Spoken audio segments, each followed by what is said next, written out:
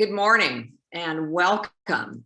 I'm Raleigh Flynn. I'm the president of the Foreign Policy Research Institute in Philadelphia. We're a nonpartisan think tank and we do research on international affairs and national security. And this morning, we're having our annual conference we do every year with the Wilson Center in Washington, D.C. We're going to be talking about emerging issues in the Indo-Pacific. I think all eyes have been riveted for the last few months on Eurasia, but there are implications for the Indo-Pacific as well as other emerging issues that I think are highly worthy of discussion. And we're going to do that this morning. Here to moderate for us is the director of our Asia program, Jacques Delisle. He's also the director of our new China Center, which we've just recently stood up. He's a Stephen A. Cousin Professor of Law and Professor of Political Science and the Director of the Center for the Study of Contemporary China at the University of Pennsylvania. We also have here moderating for us today Shihoko Goto, who is the Director of Geoeconomics and Indo-Pacific Enterprise and Deputy Director Asia Program at the Wilson Center. Prior to joining the Wilson Center, Shihoko was a financial journalist covering international political economy with focus on Asian markets. She did that for Dow Jones News Service and the United Press. So without further ado, I'm going to turn it over to our moderators this morning, Jacques Delisle and Shihoko Goto. But before I do that, I also want to thank our board members, our sponsors, our members, and our donors for their generous support. We could not do this without you. I'd also like to give a special thanks to the Wilson Center in Washington, D.C. for helping us with this program. And we do this, as I mentioned, annually, and we're deeply grateful to them for that. Thank you very much. And I will turn it over to our moderators. Great. So thank you so much. Thank you all for joining us today. It's always really wonderful to be able to join forces with FPRI. We're covering a very big, ambitious topic today, and I'm excited to be able to represent the Wilson Center for a discussion on economic security and geopolitics in the Indo-Pacific. The first panel will be focusing on economic security and the geopolitics and much more of taking a bird's eye view of the challenges ahead. And the second panel, which will be moderated by Jacques Delisle, will focus on a specific topic, namely the semiconductor industry. I would argue that addressing concerns about economic security is one of the biggest challenges facing the regional order in Asia today. Not just for the regional order, but also for the individual countries that make up the Indo-Pacific and for their own domestic growth and concerns about resilience of their own growth trajectories. Economic security concerns has also become shorthand for dealing with economic competition with China. It is an issue that unites the United States with its trusted partners and allies. There is a shared threat perception that China poses a formidable challenge to the established rules, values that have led to growth worldwide since the end of World War II.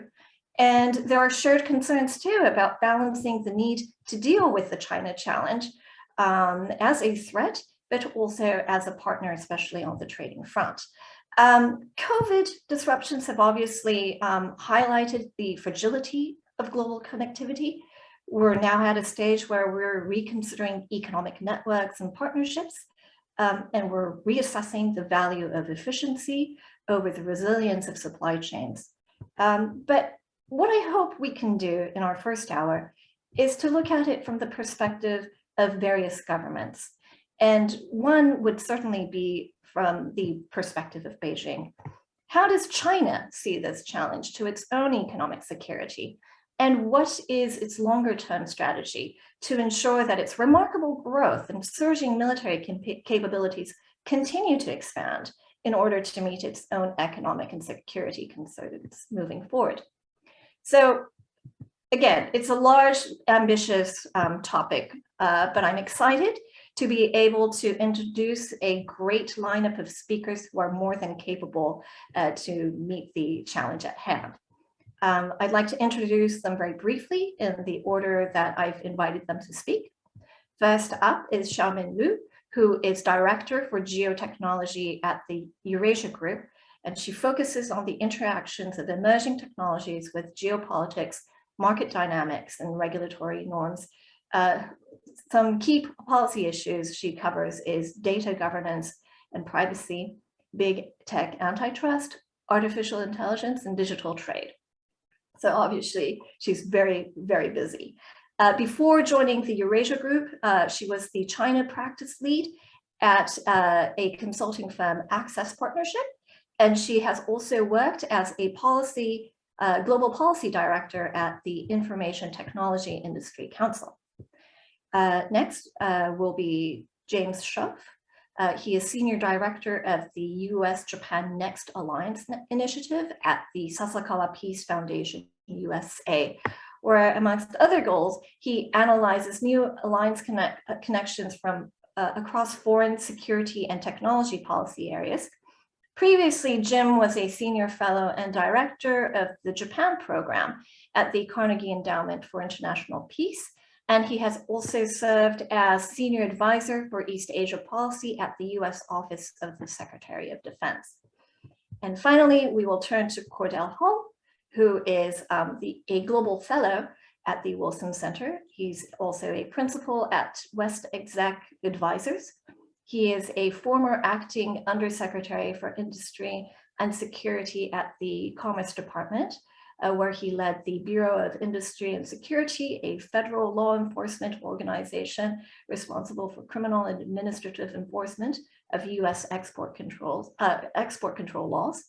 And he managed the department's National Security Division, responsible for export controls of dual-use technologies, foreign investment reviews through CFIUS, and treaty compliance. So with that, let me turn it to you, Xiaomin.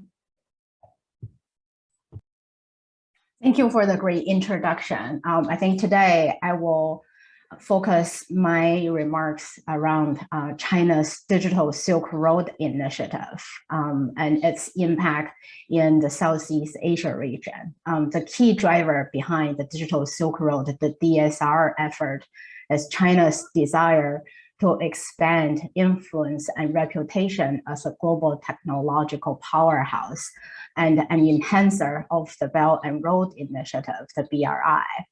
The DSR encourages companies to participate in digital infrastructure project and technology supply chains and allow these firms to benefit from policy and loan support from Beijing. But government support to DSR is not as even or direct as it is for the BRI. I think that's an important differentiation here compared to the well-documented close government-private sector coordination under BRI. A large number of DSR participants are private sector companies whose efforts are primarily driven by commercial interests. And certain aspects of the government-private sector relationship in DSR is somewhat even analogous to the traditional public-private sector partnership in the US.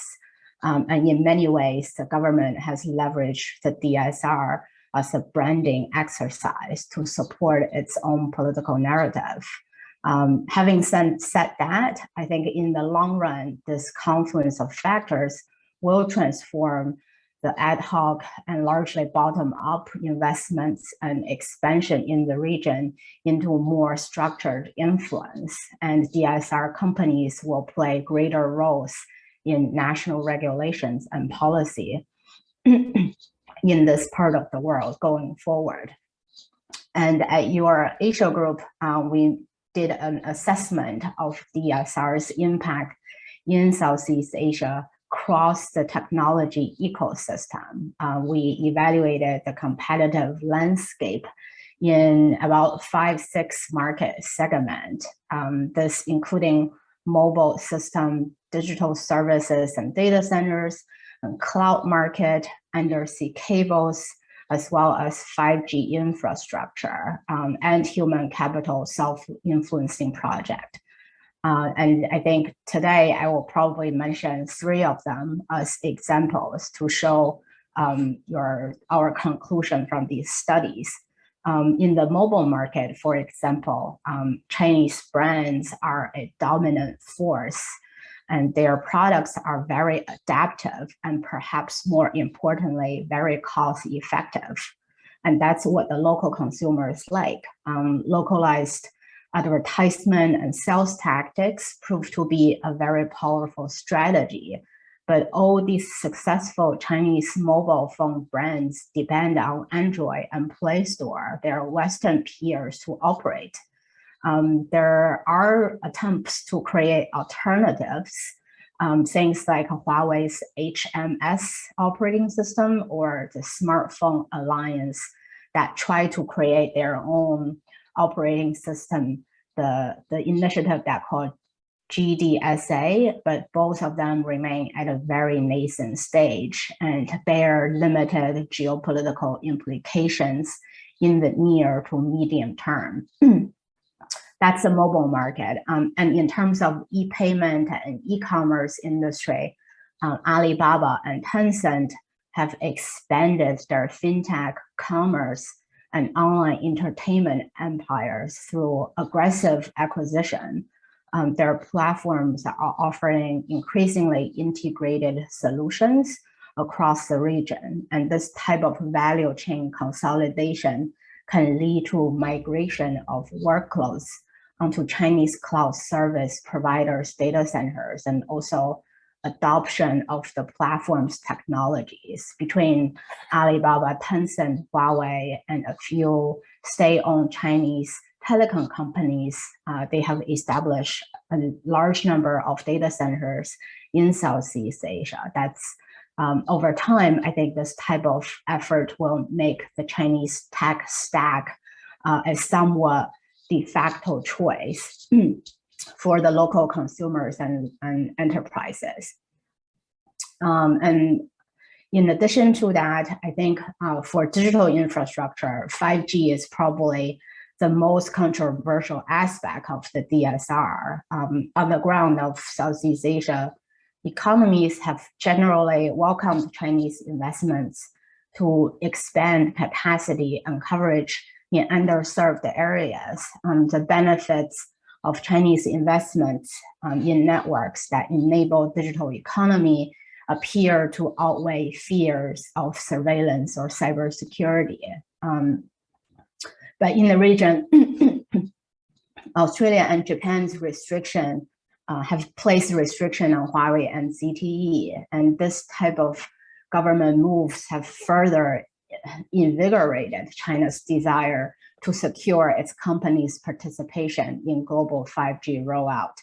Now, I think the challenge is that US move to cut off Huawei's access to cutting-edge semiconductor have raised significant question about whether the company can remain globally competitive.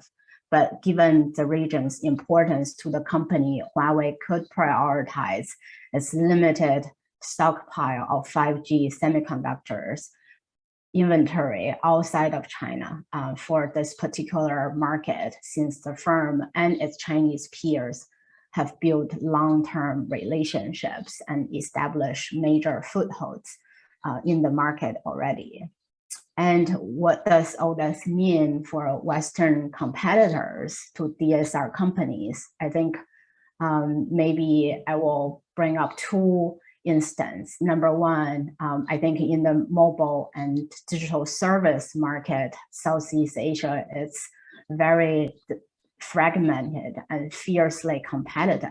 For instance, the region's super apps, Grab and Gojek, both have attracted and retained users through demand for their unprofitable ride-hailing services, but their smaller e-wallet and food delivery segments are understood to be the real profit makers.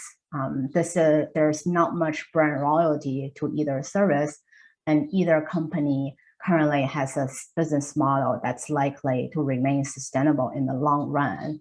And Chinese money has established and continue to sustain the leading super apps in this cutthroat market. It's not entirely clear whether US companies are looking to challenge the super apps, but successful competition will probably require playing into their strengths while being prepared to localize products and compete in price wars. But on the hardware infrastructure side, I think the battle has already begun.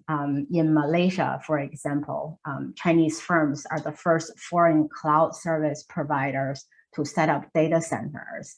In 2020, Alibaba announced its plan to invest 28 billion in data centers by 2022. However, last year, Malaysia offered approvals to Western firms like Microsoft, Google, and Amazon to construct hyperscale data centers.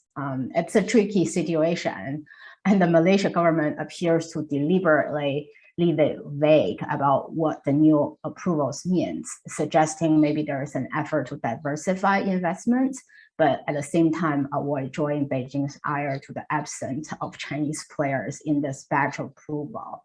And this ambiguity could leave the government space for issuing other permissions to DSR companies, nonetheless showing the authorities in Malaysia may be hedging their bets between the two competing groups. Maybe I will just stop myself there and leave the rest of the topics for further discussion. Thank you. You've covered a lot of ground, and I really want to follow up on the Malaysia conundrum as well. But let me now turn to Jim. And as he's setting up his slides, let me just inform the audience that we are taking questions live. You can put your questions in the chat, not the chat box, the Q&A box. So if during the course of this conversation, if you have any questions, please put them in there. All right, so Jim, over to you. Great, well, thank you so much, Chihoko. It's really great to be with you all. And that was an excellent opening. So I'm here at the Next Alliance Initiative at Saskawa, USA, and we're focused on new and emerging challenges for the Alliance. And this year, we're particularly focused on economic security. And the question is why? And you've already alluded to some of it, Chihoko. But it's in part because there's, it's partly the diplomatic and economic implications and issues that Chao Ming so well described just now. But it's also, I think, about raw power and balance of power in the region. And that's part of what's motivating countries and the allies on this front, because we see a combination of the renewal of great power rivalry between the United States and China, coinciding with the fourth industrial revolution, where advances in artificial intelligence, data mining, data extraction, and the manipulation of data, together with progress or eventual progress in quantum computing, high performance computing, all of which has people worried that whoever really dominates or leads early on in this field will have an unassailable position in regional economic and military competition. So that's prompting the fear of losing this race is prompting a huge investment by companies and countries. And so the allies are trying to build as big of an innovation ecosystem as possible, including data sharing. And we also need to be confident in the protections in order to share this data and technology. Sorry, I'm having trouble with my notes here. We need confidence in sharing this data, and we need to align strategies and funding for efficiency and effectiveness. So the US and Japan have a long history of science and technology cooperation, starting in the mid-1960s, with work on natural resources, medical sciences, and expanding to nearly every field you can imagine.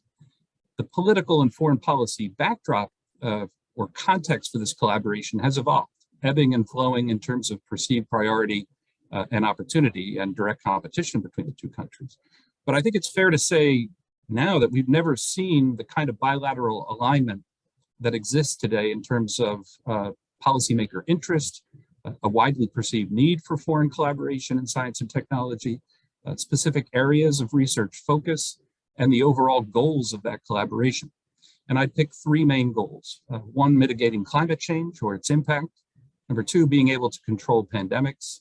And third, staying ahead of China in a wide range of critical technologies and scientific discovery. And it's this last objective that is arguably the most important in a bilateral context, because more open multilateral engagement is available for the first two. And it has a potentially big impact on the way the US and Japan conduct science cooperation within the alliance.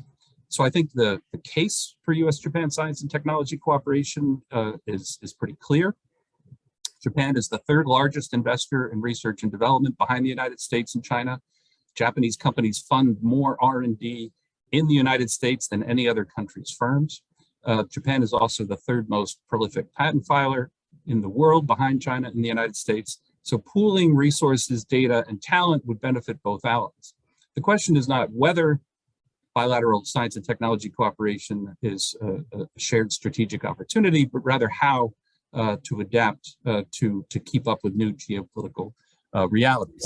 So the purpose of the slide here is to show you what Japan has been doing to try to harmonize some of its policies and approaches with the United States and with European partners to build as big of an ecosystem for innovation as possible. So this week, or probably next week, Japan will probably pass some new legislation. It's already passed the lower house. It's just got to pass the upper house now on what they call their economic security legislation. But what does it do for the alliance and how do we capitalize on it? Before I get to the legislation itself, the top part of this slide shows how Japan has been changing a lot of policies to align more closely with the US and Europe. Everything from monitoring real estate transactions in case Chinese companies or Chinese intelligence buys land next to sensitive areas of innovation in Japan, to strengthening what they call research integrity or more transparency in terms of engineer and scientist connections to Chinese funded programs and projects in other parts of Asia. Investment screening, looking at how Chinese venture capital, what companies they're investing in, and actually prohibiting certain investments in certain industry areas in Japan by China.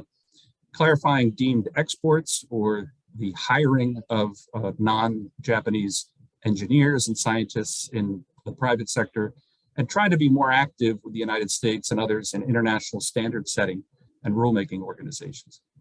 Now, the legislation itself, or the number two on this slide, the blue boxes toward the bottom, the two most relevant parts for the US-Japan alliance are the supply chain portion, the focus on supply chains, and what they call technology cooperation with the private sector.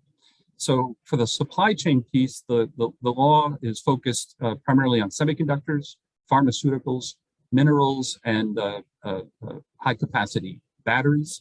So there will be public support for companies that contribute to stable supply in these areas. There will be a variety of requirements and kind of reporting requirements and by the companies to have a plan to provide for stable supply and looking through their own supply chains to assure themselves of stable supply. And this is an alliance opportunity, I think, is in the partnering to meet those national requirements. It doesn't have to be each country's companies assuring the complete stable supply on their own. This is, again, the US and Japan and Europe and others are looking at this as potentially a collective opportunity, but it can only be done if they're approaching the supply chain problem and their certification of satisfying the various rules set out in a harmonized way or in a similar way. On the technology cooperation side, there's a focus on space engineering, marine engineering, quantum technology, AI, and biotechnology.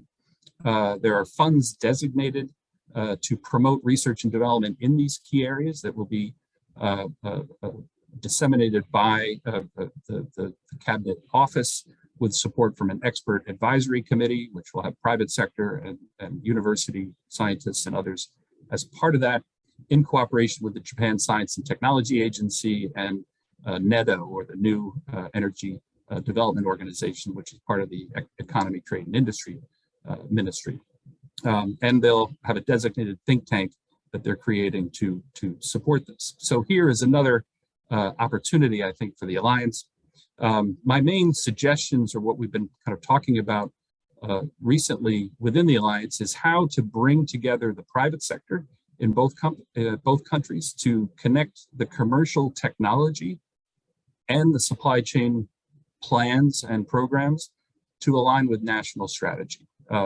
Both the United States and Japan are, try to create a hands-off or an arm's length distance between government and the private sector on this front, but the government itself does not sufficiently understand either the technology or the true supply chain details. So it needs to partner with industry, and it is hopefully trying to foster collaboration between the private sector in the United States and Japan on this front. Also, I think the US and Japan have an opportunity to better leverage the Department of Energy National Lab system here in the United States, together with some of the institutes and universities in Japan. There's a key challenge here because the US tends to approach a lot of these investments in some of these critical emerging technologies from a dual use perspective. So there's the commercial use, but also the military use factor is very important. And the Defense Department in the US has a large budget to support this. In Japan, the scientific community and the engineering community and the private sector, the commercial private sector is more skittish or nervous or politically sensitive around the issue of military use for a variety of legal and historical reasons. So it's often very difficult to collaborate in certain areas that may have an explicit military application. So that's one area that the US and Japan are having some difficulty with.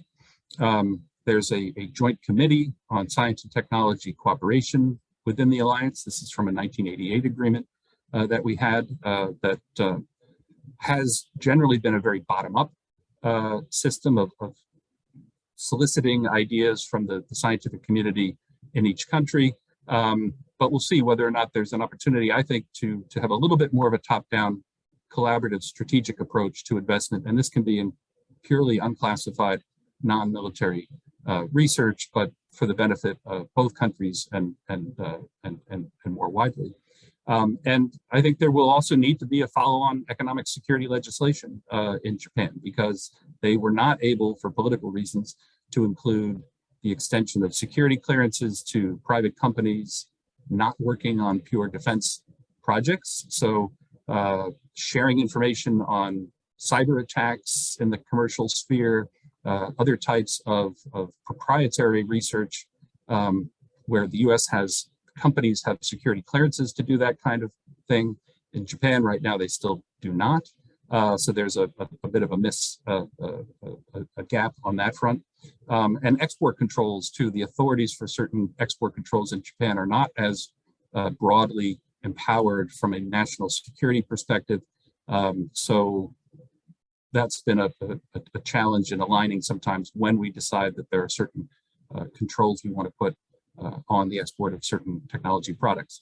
But it's a very active area of Alliance communication. They're making progress, but there's still more to do on this front. And I think I'll stop there and let us move on to the next side of the discussion. Thank you. Great. Yeah, Jim, thank you so much. You provided a lot of material for us to kind of digest there, and I have so many questions to ask. But let me turn to Cordell, who's been incredibly patient. Over to you. Well, thanks, Shihoko, and thanks to FPRI and the Wilson Center for the invitation to be here with you today. My co-panelists have done a really great job laying a lot down, and I've been asked to talk about the idea of separate technology spheres and sort of economic competition more generally.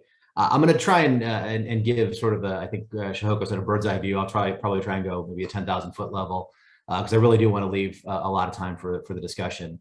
But we've already begun seeing, increasingly seeing separate technology spheres between particularly the US and China.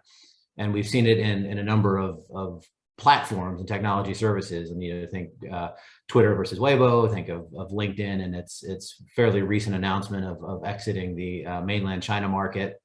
You know, we've seen it in another number of payment systems. For instance, it's you know, difficult to use Apple Pay in mainland China. You use it through the web browser versus your phone. But the separation of the spheres also gets to hardware and to the inputs for technology as well. And during my time in government, we spent a lot of time. You know, Xiaoming brought up the export controls on Huawei and semiconductors more broadly, and that was an item for which I had a front row seat. And it, you know, we put pretty significant export controls on semiconductor and semiconductor manufacturing equipment going to Huawei, but to China more broadly, and to China's homegrown semiconductor manufacturing company, SMIC. You know, counter export controls have been announced and are in process of being implemented in China.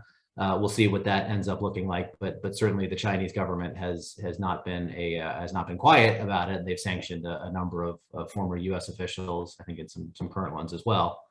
But you know, the U.S. government view on China really, or at least on the technology piece of this, really, you know, the U.S. views China as exporting widespread techno-authoritarianism, and that is an issue of bipartisan concern here in the U.S.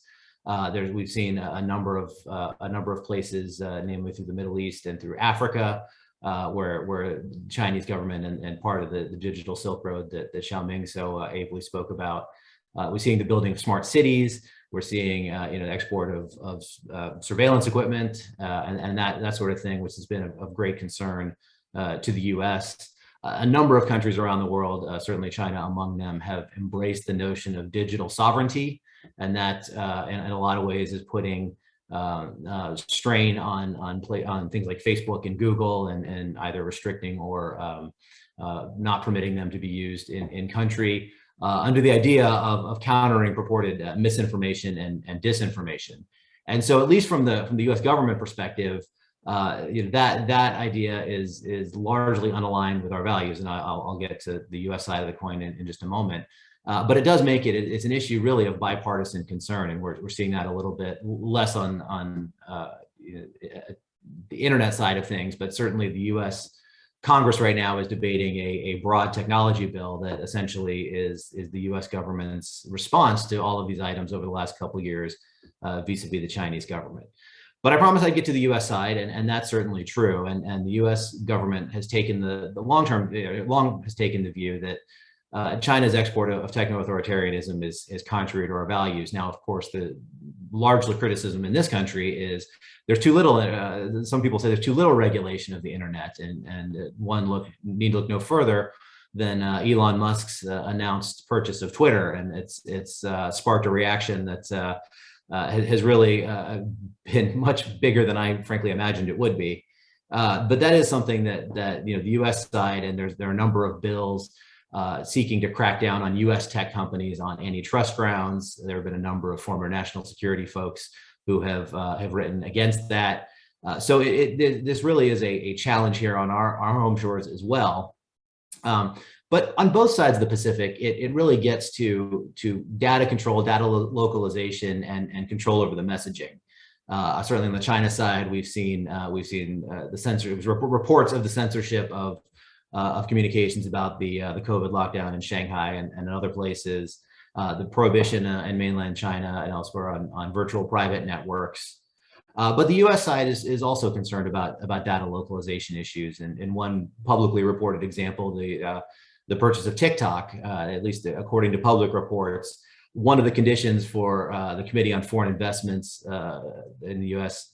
permitting that transaction to finally finish after many, many years of review has been a data localization requirement and keeping U.S. person information ring-fenced from TikTok's Chinese employees.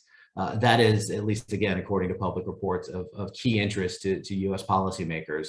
And that's certainly not limited to the TikTok example. Data localization, again, on both sides of the coin have been frontline for many, and China certainly has a number of recently enacted laws, the Personal Information Protection Law and the Data Protection Law, that really gives the government a much stronger hand in ensuring the security and the ability to move Chinese person information. So again, both sides are spending a lot of time and a lot of effort to try and maintain the security of the information for lots and lots of reasons that we can discuss during the Q&A. But let me just get very quickly to where I see this going. I think, bottom line, I think the trend lines are worsening. I don't see a chance for mending of the fences anytime soon. I think the political dynamics on both sides of the Pacific make it nearly impossible that will happen in the short or medium term. In the short term, the 20th Party Congress coming this fall certainly is unhelpful on the Chinese side. And we, of course, have our own elections coming up. And an example of that is seeing the China bill that's had several names over the last couple of months, but the USICA is the shorthand here. If that had been negotiated 6 months ago, I think Congress would have been a lot farther along with it than it is now. But the fact that we're now May into a midterm election year really makes it hard, and I think that's hard on a number of things.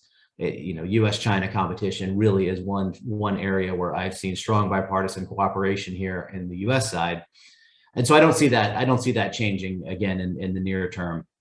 Also, the Chinese government also has embraced a concept called dual circulation, and whereby that is trying to seek to wean China off of Western technologies, and in large part because of export controls and sanctions and other items, really seeking to insulate its technological sphere from U.S. and other Western companies' influence, but at the same time also seeking to get other countries more intertwined with the Chinese system, and that's done through a number of ways, including participation on standards bodies and the Digital Silk Road, among others.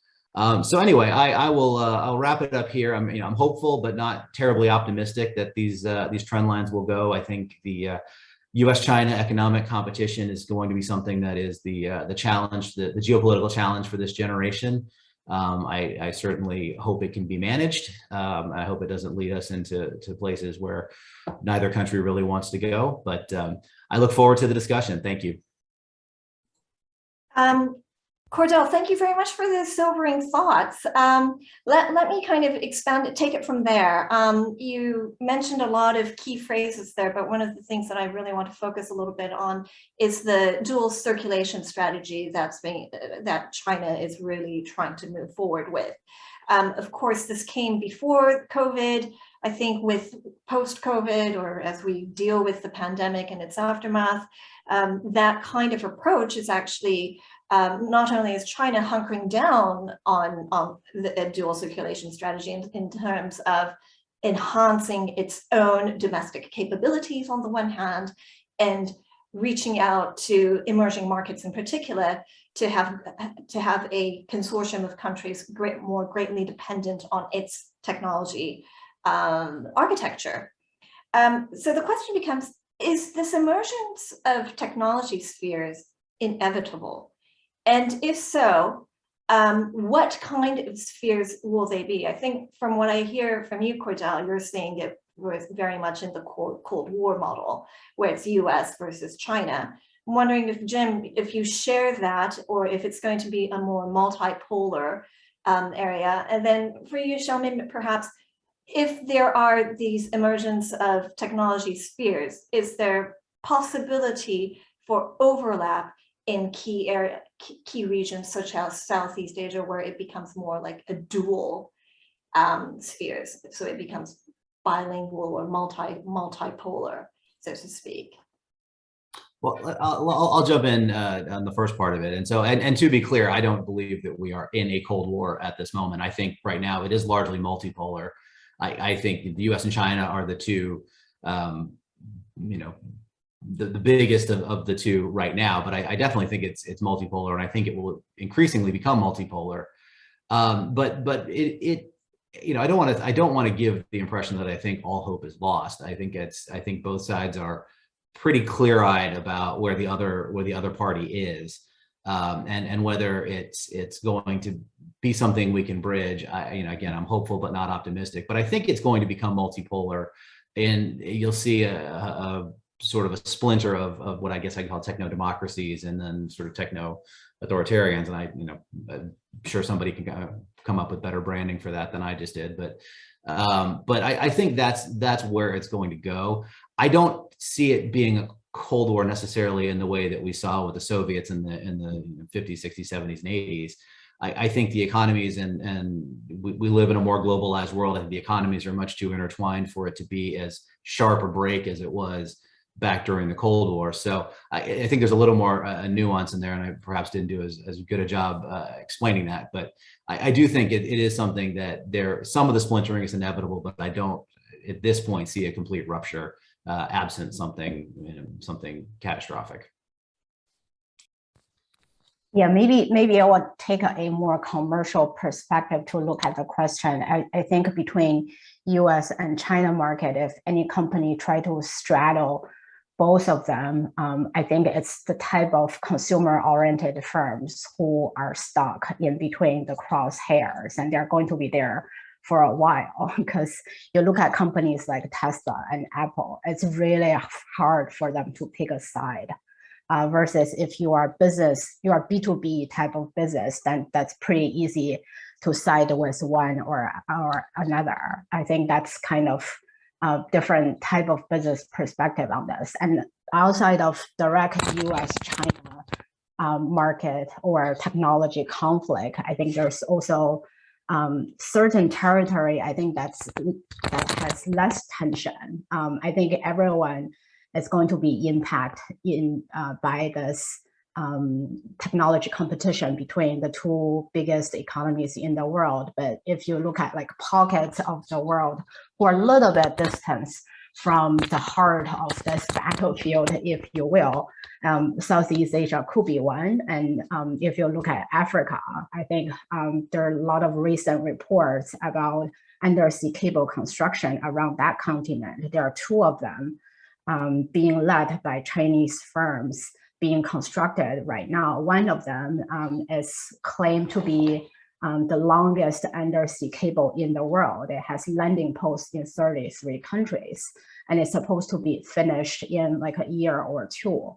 And that coalition is led by China Mobile, and US companies, European companies, African telcos are part of that 9-country coalition to build this very, very long undersea digital infrastructure. And that means that this project got permission from regulatory authorities from 33 countries. It doesn't have a landing post in China or in US. That's why it's out of FCC's jurisdiction. And I think that's the pocket where you can still see US-Chinese company collaborate with each other, even with firms from other jurisdictions. That's interesting. And, what I would add is just highlight, Russia's invasion of Ukraine and the response, the US and global response with sanctions has changed the game a little bit, in my opinion. And China's choice to essentially side with Russia, at least, or I think is quietly rooting for Russia to be able to withstand this kind of economic pressure and isolation, because of if total Russian failure in Ukraine, I think is viewed as a net negative from a Chinese perspective in terms of its ability to influence things in Asia. So that raises the stakes in my mind on cross-border payments, on some of the digital infrastructure issues, on some of the high-tech trade. It's certainly possible. So there's lots of options. I think we could drive things into a very bifurcated approach if we want to, or if we're not careful. But we can also just, as Xiaoming kind of alluded to, build higher walls against a small number of things and allow broader commercial and consumer activity still be more broadly shared internationally and more interoperable. We're trying to go that way with 5G and open radio access network, and having more vendor diversity and transparency and giving more choice to people who want to build networks. So there's some areas where we could keep things globalized or interconnected, but I think no doubt there's going to be segments that are going to be highly bifurcated and contested over, and that's where this investment competition and the diplomatic arguments. I mean, the U.S. always likes to say we don't want to force countries to choose between China and the U.S., and yet we eventually do that with things like the Clean Network Initiative or the Future Alliance for the Future of the Internet, or in a democracy summit, or other types of things where sometimes we're pushing countries to essentially choose, and we've got to be careful to pick our battles, I think, on that front. Thank you. One of the words that I'm hearing a lot from all of you is, the private sector, commercial use companies, right? The role of the private sector as a non-state actor is tremendous, especially in all of this technology development and innovation. But at the same time, it seems like Washington has a very different perspective on the private sector from that of China, I'm thinking, and which also differs from Japan. I think in the case of Japan, there is a lot of concern about the security element of the sharing of information and the security clearance, and the reliability of Japanese companies to actually ensure that state secrets are kept. Do you think that there are ways for private companies, the private sector, to have a greater say? Can it be improved? Should it be improved as we develop these new frameworks for technology cooperation, or new frameworks for data management, or is the current system adequate? Well, just quickly, I'll jump in. I mean, I think already we see the business sector lobbying in both countries, at least in the United States and Japan, behind the scenes, but rather aggressively on some of these proposed changes. So some of the economic security components in Japan of the legislation were held back in the first go round because they were considered either politically too sensitive, or because business really there was an outbound investment screening option that was going to be considered in the first round that they dropped. That component is also in the House bill, I think, on the Competes Act, and that's also very controversial among U.S. companies in terms of having investments in China be screened by the government about whether or not that's okay. Big concerns about how some of these supply chain obligations, increasing costs, reducing options. So there's a balance that has to be struck, and that's the way our systems work, which is good that we get that private sector input. So it can be managed, but these are new areas. We've gotten really good at managing, automobile supply chains, or other types of traditional. The energy market is now adjusting, but that's we're pretty solid on that front. But in a lot of these newer areas, supply chain resiliency in the software field is a whole new animal from an alliance perspective. So that's what I think we need to facilitate, getting those companies together with government. Yeah, maybe if I can add my 2 cents here, I think in the past 20 years of globalization sort of produced a large number of big multinationals who are not only a formidable economic commercial force, and also grew quite a bit political clout themselves. And in a major time of changing geopolitical landscape, I think these companies are the one that afford to be getting the most intelligence and most insight and access and influence to all the policymakers around the world, whether for example, in the semiconductor industry, there is a very big trend for all the industry players to jump into this new bandwagon to build redundancy. They used to have a very robust, commercially prioritized supply chain, but now under the influence of geopolitical conflicts, they realize that they really need redundancy. That's a priority right now. And with that realization, I think they can leverage a lot of the changing government policy directions, whether in EU, in US, there's more and more government support coming to the industry if they can help with the government to reshore, friendshore their manufacturing capacities. Even in like Taiwan and South Korea and even India is proposing that type of government subsidies to private sector players. It's the big guys who can take advantage of them. I'm more concerned about how do we get input, how do we take into consideration the smaller companies who are less informed, who are more vulnerable to this type of policy shifts.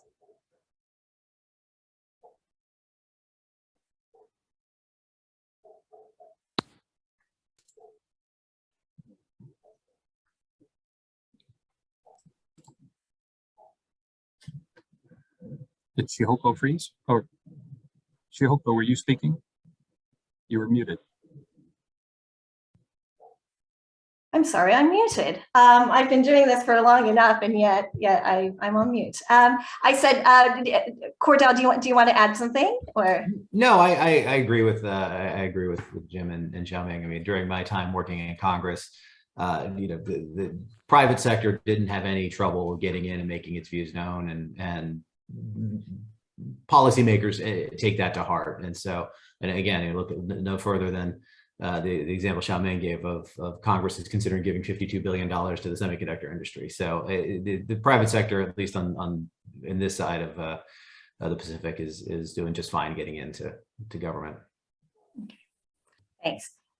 So let me turn to some of the questions we received, and perhaps I can kind of paraphrase them. One is from Chris Weston, and he's talking about the green economy agenda. And I know, Jim, you did mention that dealing with climate change is one of the issues that could bring the United States and Japan even closer together.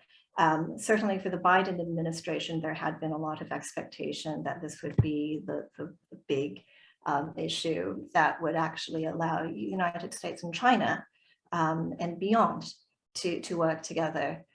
Is that still the case? Can we still have some optimism on a cross-border issue like climate to bring us together? And I know I'm supposed to be a moderator, so I can't really opine, but I'm thinking that we're dealing with a global pandemic, and yet that in itself has become a source of great contention.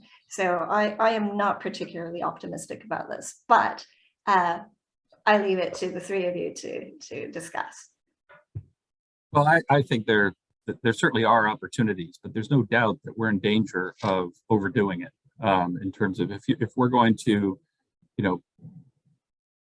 block out or kind of prohibit wide ranges of scientific cooperation and commercial collaboration with partners, including China, and certainly with India and with others in Europe,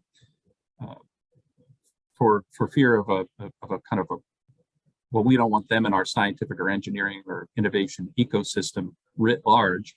That's a problem, because that's going to cut us off from collaborating on some of these true global commons issues. And the politics is going to interfere. I mean, everything is politicized as the pandemic was, and inhibited international collaboration on that front. That doesn't mean we can't come to terms with that and figure out ways to, I think, again, build higher walls against fewer things, and say it's okay in certain areas and less okay in other areas. And if people want to use science as a weapon, and we won't cooperate with you because we don't agree with you on all these other issues, that's just a political problem we have to fight through and overcome, in my opinion. It won't be easy, but I think we can do it.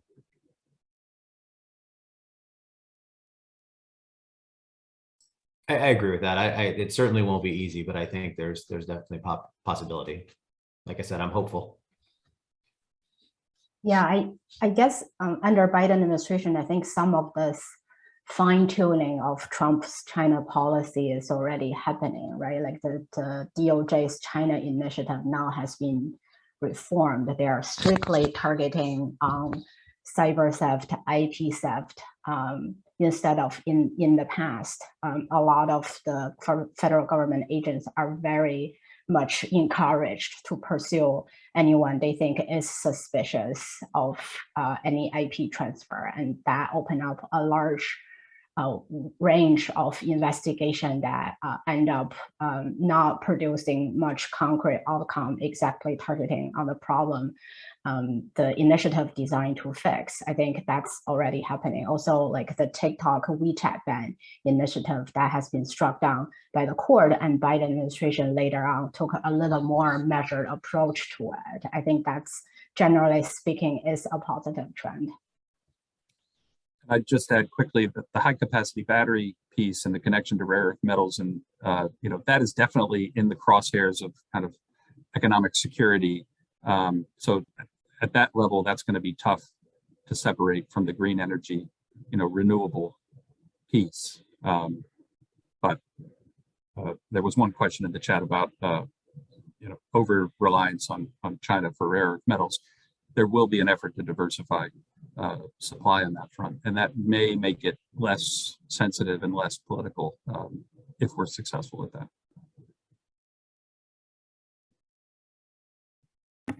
So we have a question from Akira Jigo asking really about the TPP and the US alternative vision, the Indo-Pacific economic framework. I think one of the questions that we would have is what role do trade agreements play in harmonizing innovation and harmonizing some of the technology challenges that we have? Of course, neither the United States nor China are part of CPTPP. Does this make it easier or more difficult to have greater technology cooperation? Does this lead to greater the creation of those technology spheres, or will it mitigate this creation of a separation of technology compatibility?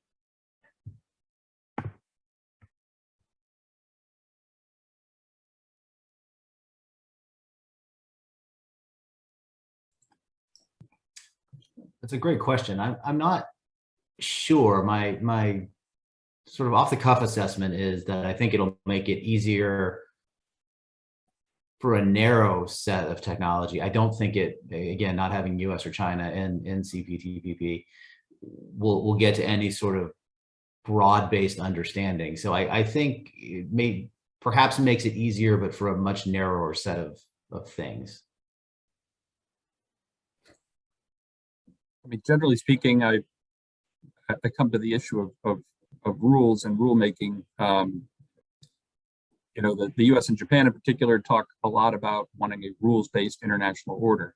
But in practice, the U.S. has some trouble with rules sometimes. There are a lot of international agreements we adhere to, but we don't ratify them, and we reserve the right to opt out of certain things here and there. So are we willing more generally to govern ourselves, and this includes with China and India and others, by agreed upon rules or not? I think in the current environment and where we're going and what's going on in Ukraine and elsewhere, I'm less optimistic that a formal rules-based agreements are going to work. And we have to go almost more by behavior and reinforcing good behavior rather than trying to get everybody to sign up to specific rules. And I'm thinking maybe I'm a little bit naive on this one. I kind of generally think the framework of CPTPP at least give the country who sign up for it kind of a model somewhere, kind of a third option if they are not perfectly aligned on China, if they are not yet perfectly aligned with the US, given the US doesn't have its own privacy law, its data localization position is kind of not fully confirmed.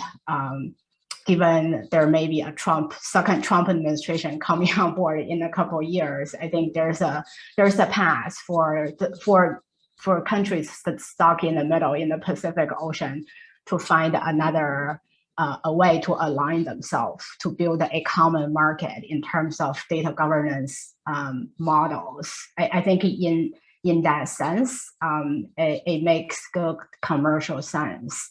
Of course, it's not as ideal as if US can sign on this agreement that will significantly bolster its influence and add to its weight. That's the agreement was originally designed for. Of course, if you are a total idealist, you would think maybe someday China will somewhat coming closer to this part of the world, given data flow is part of the country's digital economy, and it has a big say in the global digital system. And the country so far has put out a CPTPP application, but their intention has been questioned by any observers. It's hard to say at this point.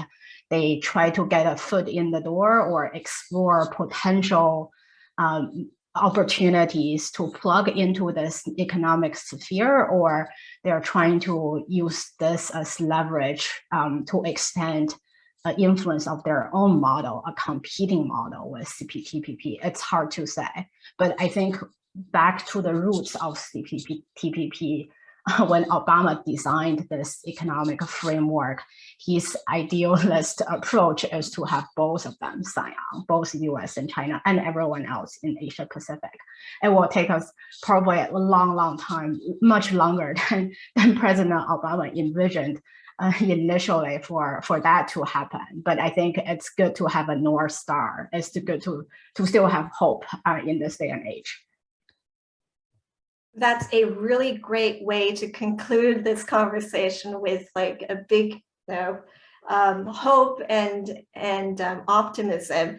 I know we have had a number of people post questions, and I do apologize for not being able to get to them, but I'm afraid the time has come for us to make way for our second panel.